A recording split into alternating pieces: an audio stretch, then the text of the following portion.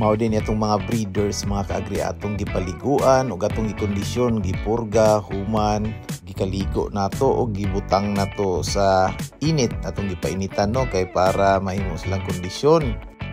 Kaluyan jud po sa Ginoo mga kaagri, walay hunong pangitlog ni atong mga breeders mga kaagri maski 2 ka tuig na. Dili jud noon pareha sa una nga taas kayo percentage makuha pero sobra gihapon sa 50% atong makuha nga itlog ma-harvest nato nga mga fertilized eggs kada adlaw mga kaagri.